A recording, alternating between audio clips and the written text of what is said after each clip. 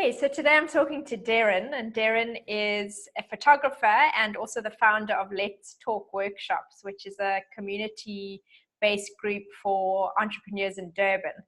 So welcome, Derryn. Derryn also happens to resonate with type 3 on the Enneagram, so she's going to talk to us a little bit about her experiences. Thanks for being here. Okay, so I know you haven't been working with the Enneagram for a very long period of time, which I think makes it quite interesting to hear how it's affected you or what kind of insights have come up for you so far. So maybe we can just start with you talking about what it is you like about being a type 3. There were definitely things that I liked and didn't like that came up in the report. The part that I probably I understood, it made the most sense to me, was the whole theme around being competitive. I mean, it's the competitive achiever, not being competitive so much as being an achiever.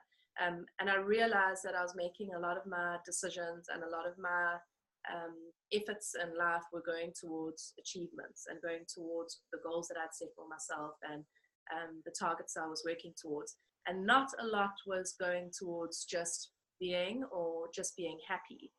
And it was actually seeing you, Jess, for the first time when you asked me a question about my two businesses that really hit this point so hard, because you said to me, which of the two businesses do you want to do more of? So I said, well, the one that's making me more money.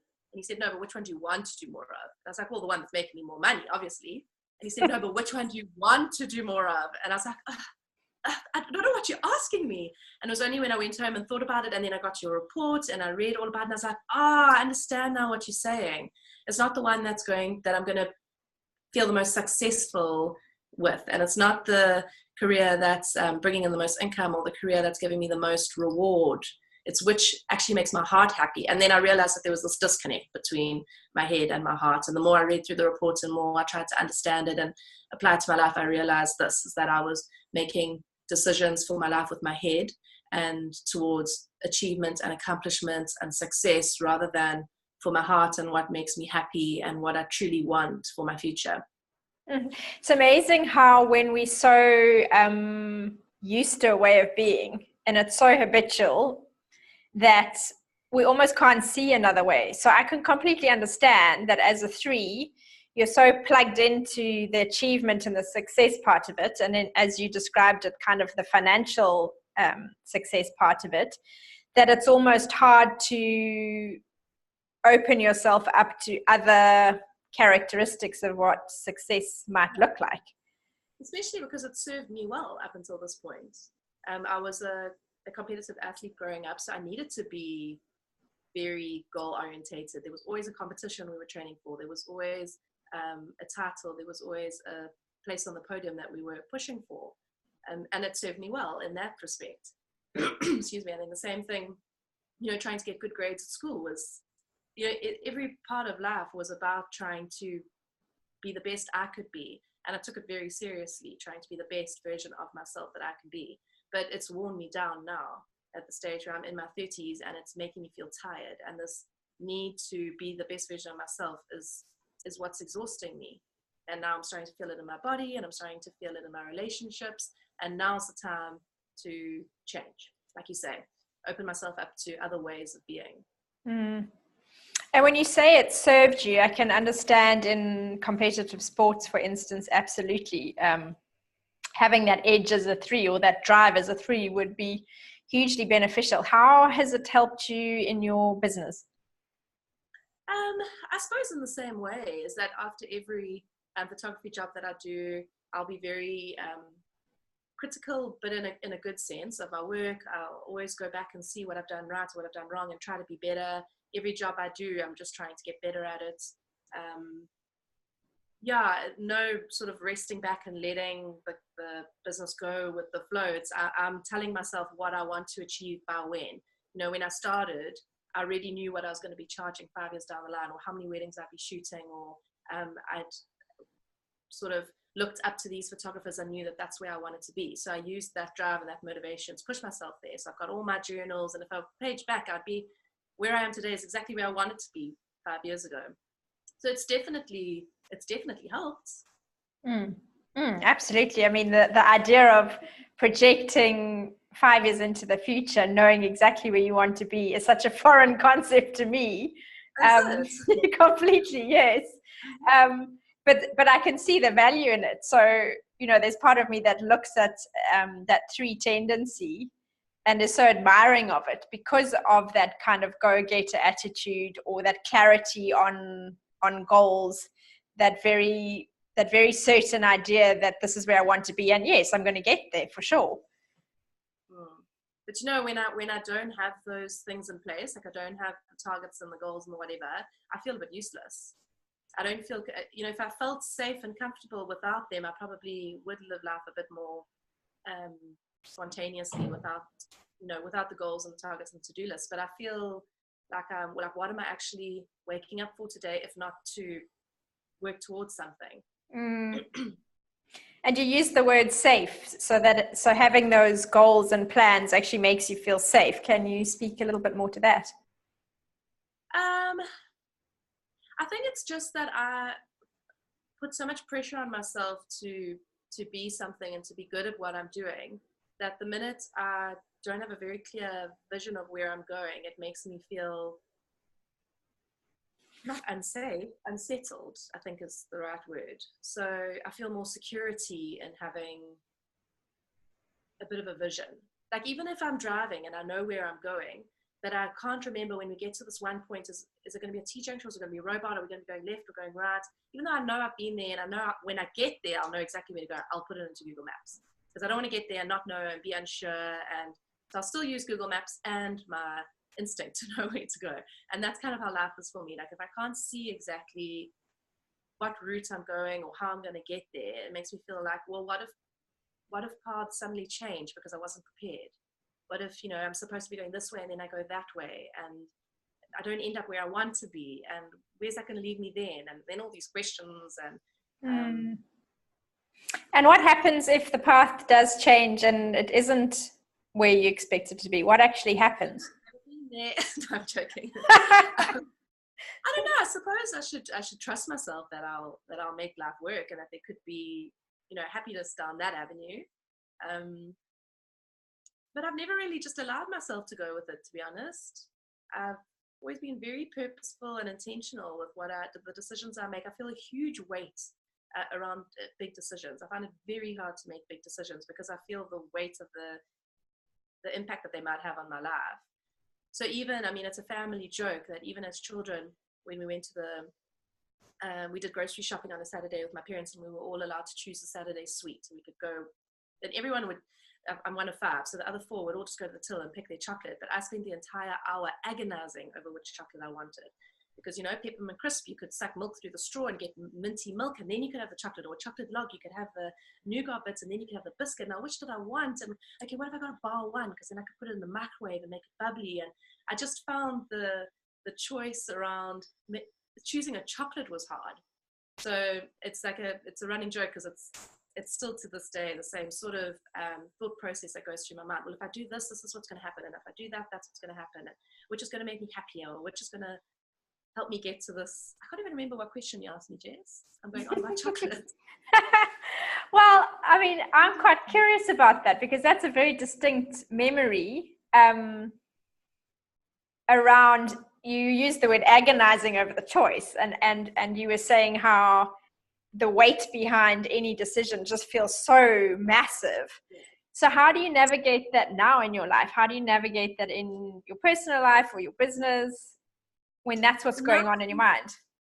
Yeah, if I'm not in a good space, if I'm not doing well, I move into, what did we say in our meetings, that I go towards the 9? Was it the 9 tendency of being the peacemaker?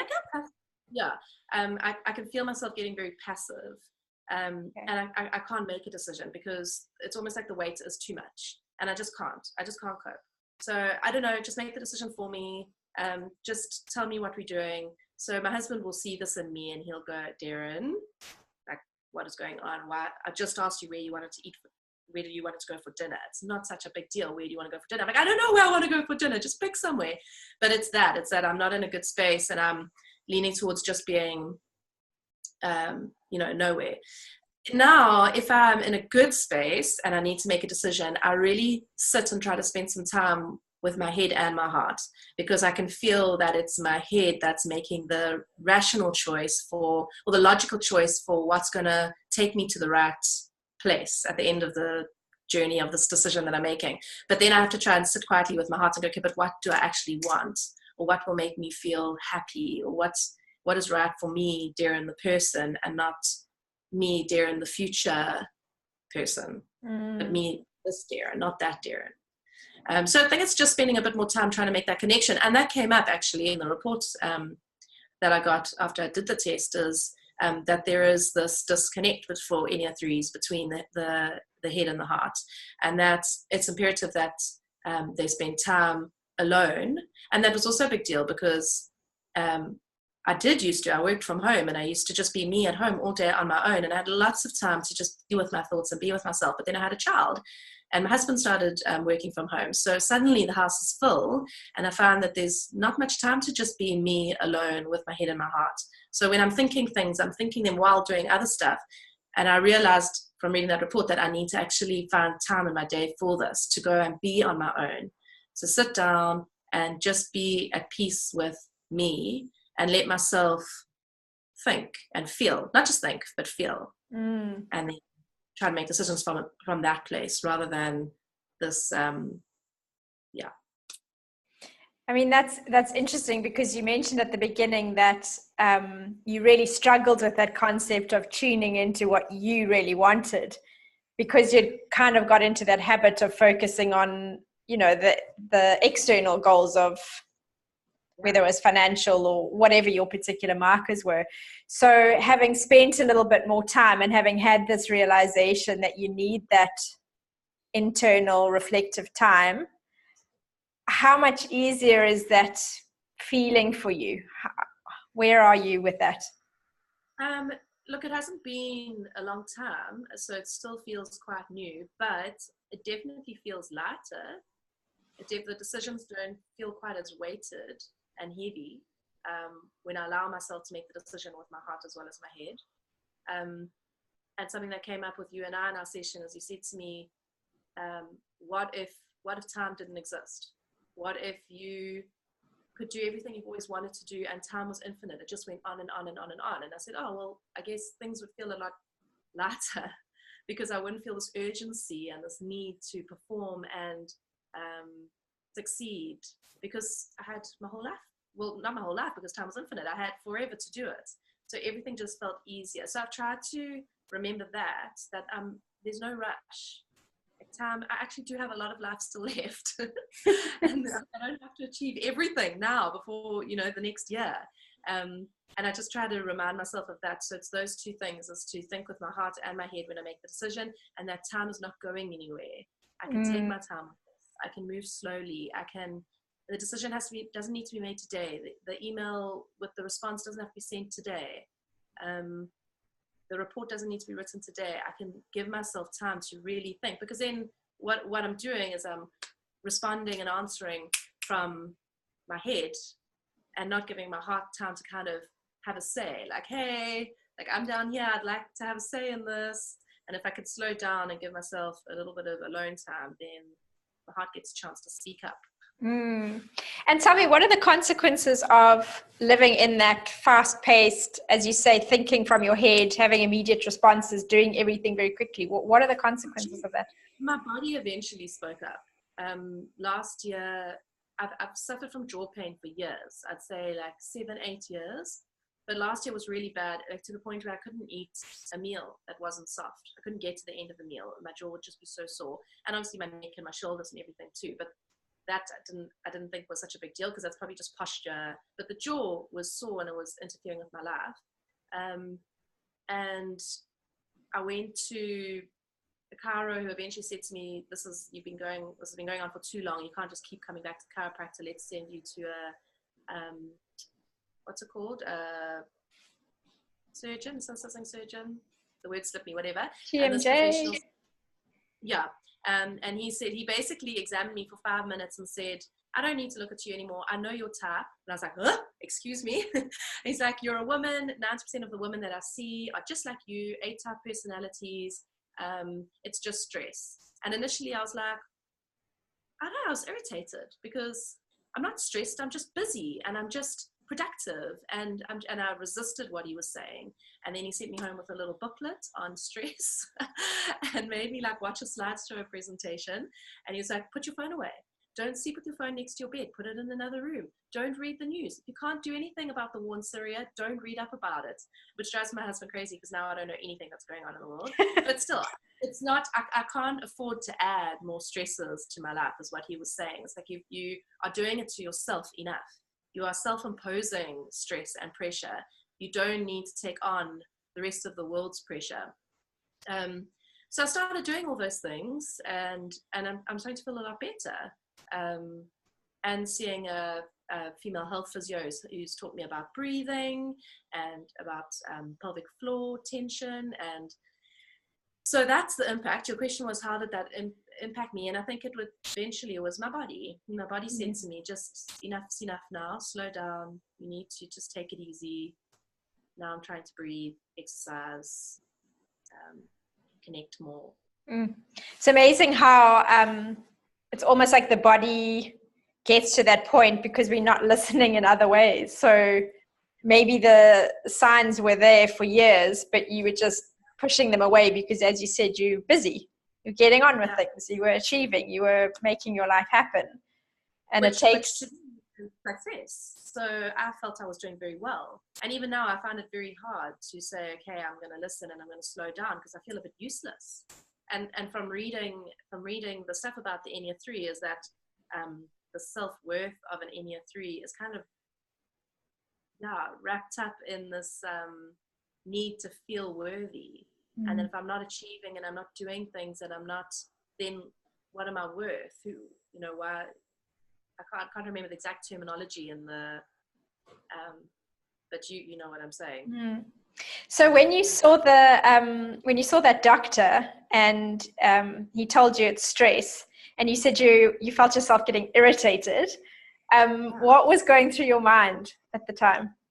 Well, I mean, it didn't help that he told me you're just like everyone else. 90% of the people who come in here are women, because I just immediately got my back up and I was like, well, women take on all the stresses of the world. That's why we've got jobs and we've got to raise children. And so who are you, Mr. Man, to tell me? Anyway, so I got onto that like bandwagon. And then once I calmed myself from that, I think it's not that I feel that a person who's stressed is achieving or successful. It's not that at all, because I don't think you need to be stressed to have all those things.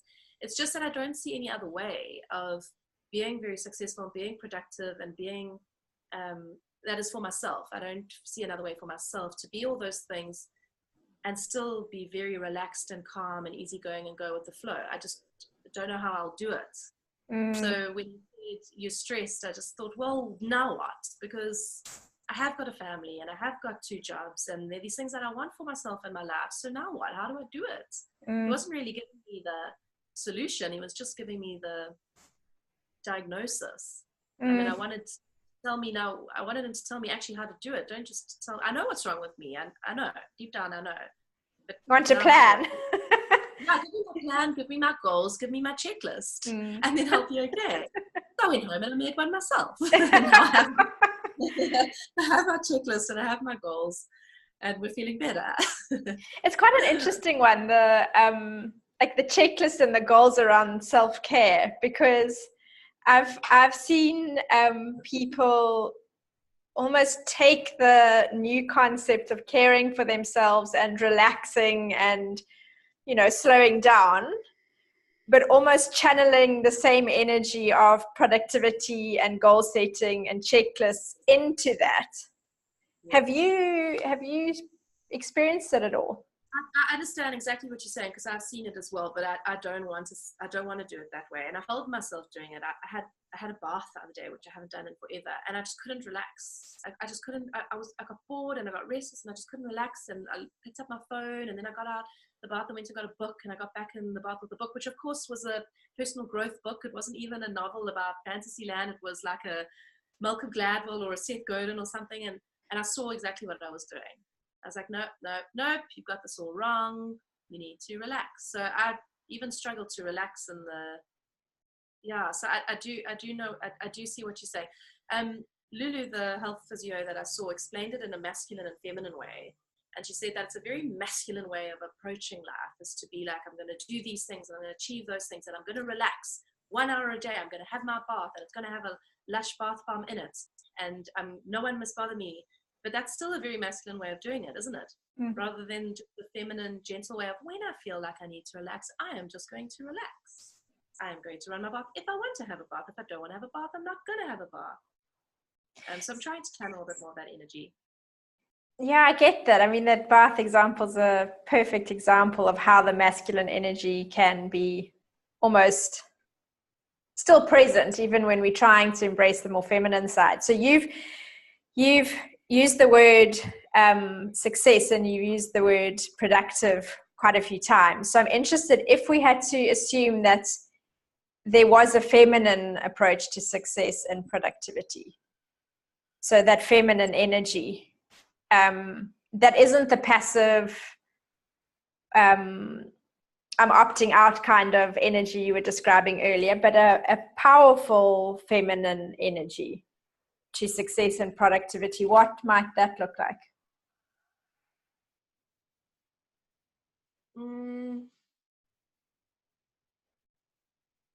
I don't really know, besides to say maybe just being a little bit more intuitive with the way that I work. Maybe only working when I'm feeling, when I feel like I want to sit down and work because something really interests me, rather than doing it because I need to do it, or because the hours say it's work time, like 8 to 4, so I must work. If I'm having a really down day, or I've got a headache, or I'm PMSing, or whatever, to say, today is not my day, I'm not going to do work. I'm going to do the things that I want to do because they make me happy. And maybe some of that stuff is for the business. It might be doing some photo editing, which I find calming, or it might be having a phone call with someone about a wedding. But that's only kind of so thing I can think of, is to maybe just work a little bit more in tune with my body and my mind. And yet that feels quite significant to me, from everything that you've described about pushing through, making it happen, to be able to invite in a bit more of that intuition or rhythm, it sounds like, kind of working in alignment with your natural rhythm. That sounds incredibly powerful, not only for you personally and your health, but I'd imagine your business as well. Yeah, especially because what I'm doing is on the creative side. So, editing photos, if you're not in the right frame of mind and you're just doing it because I've got to get it done and I've got 2 hours until the end of the day, and so I'm just going to plow through it, is not healthy for you, but you're not doing justice to your work either. Because photography is a creative, personal process. And so to not sit down and sort of give it the respect it deserves, by being in the right frame of mind for it, and really giving it your all, to appreciate the work that you've done. That's a big thing, is actually stopping and appreciating what you've already done, and what's already working, as opposed to constantly be looking into the future about what still has to be done and what still has to be achieved. It's typical Enneagram 3, isn't it? Like not being able to stop and reflect on accomplishments or failures, actually. To sort of brush past the failures, just mask them and keep going, not accept when you need help, or not admit when you need help, not accept when things aren't great, because it's always about going forward and always about looking to the future, towards those goals, pushing towards the goals. Absolutely. And this way of being, as you've described, so a bit more intuitive, a bit more in rhythm,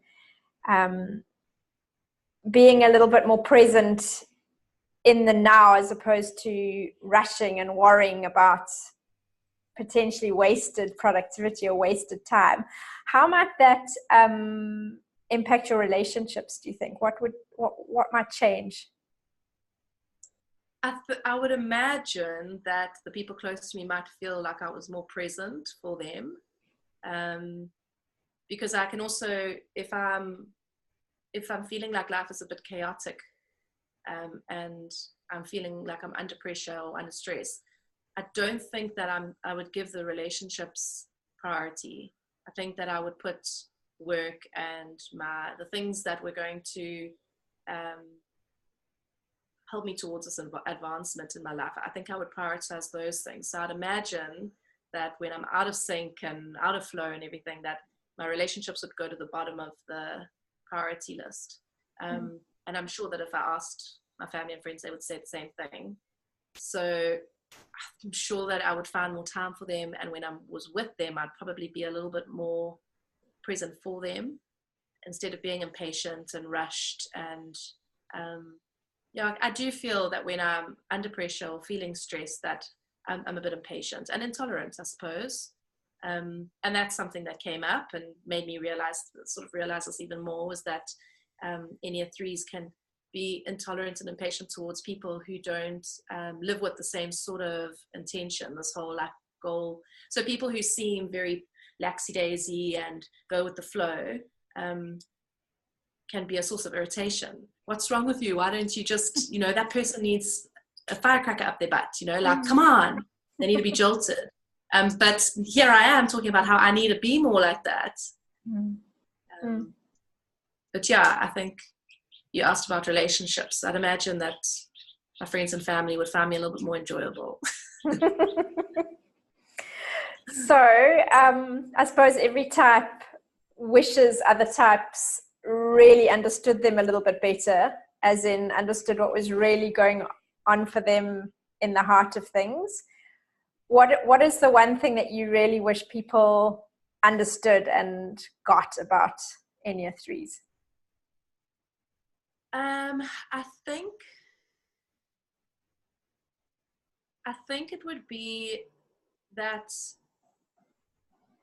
for an Enneagram 3, they are putting enough pressure on themselves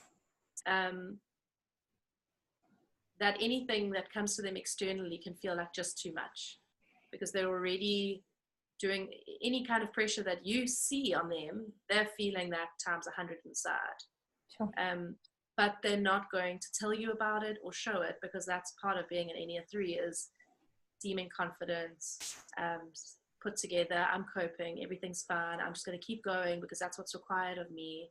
I'm going to just put on my big girl panties and my brave face, and I'm going to just carry on doing what I need to do. But that doesn't mean that they don't need the help. So they might not come and ask you for help. If you sense that they need the help, just give it anyway. Don't ask them, do you need help? Because they'll still say no. But if you sense that they need support or help, just offer it anyway, and know that the pressure they're putting on themselves is more than what you could probably imagine. Sure. Thanks for showing that. That's a big one. Thanks, Derryn. That was amazing. Good.